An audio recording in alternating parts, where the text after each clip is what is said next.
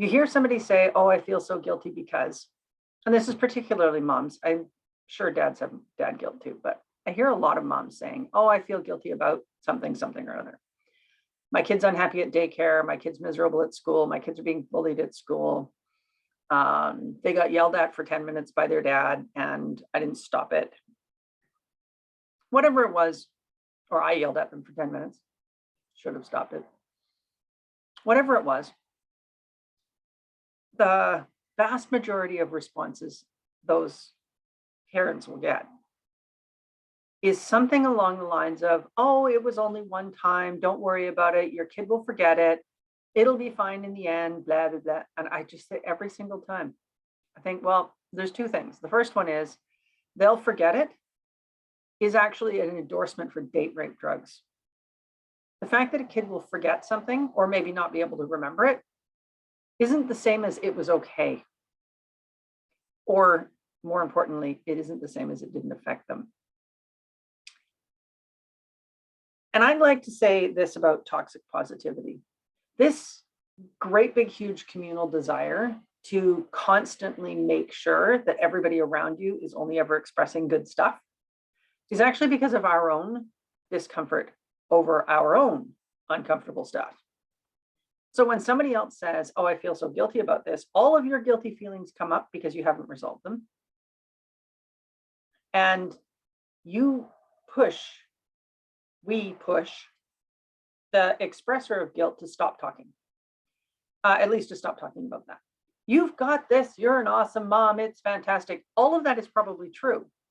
But while somebody is suffering with guilt feelings or shame, telling them that it's going to be fine later is skipping over a really important piece. And it isn't helpful or friendly.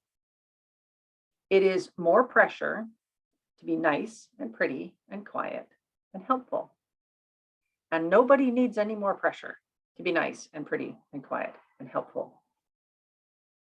What moms need when they are struggling with guilt is somebody who can sit still and listen to them so that they can process their feelings of guilt and, in the end, make decisions that they're okay with. Because all that, oh, you're a great mom, you've got this, feels great in the moment, but then they're lying awake in bed again saying, well, you know, horrible things to themselves. Toxic positivity is a very seriously dangerous position to take.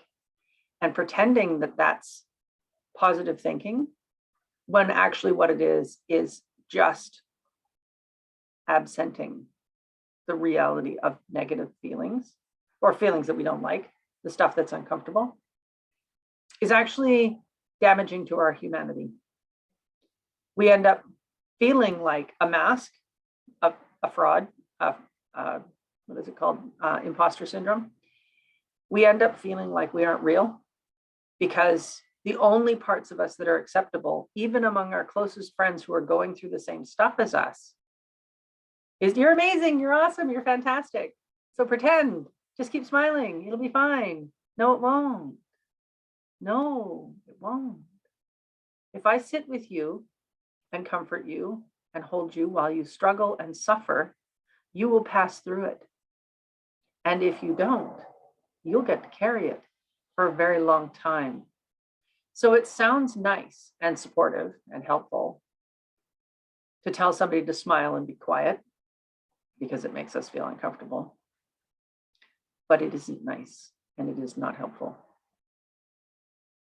And it might be painful to sit through a friend suffering when you really can't do anything but sit with them.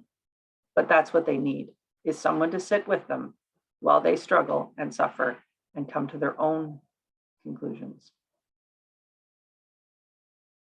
Toxic positivity's got to go. And yes, she probably is an awesome mom, but that's not what she's feeling right now. And she isn't going to feel like an awesome mom until she deals with the guilt.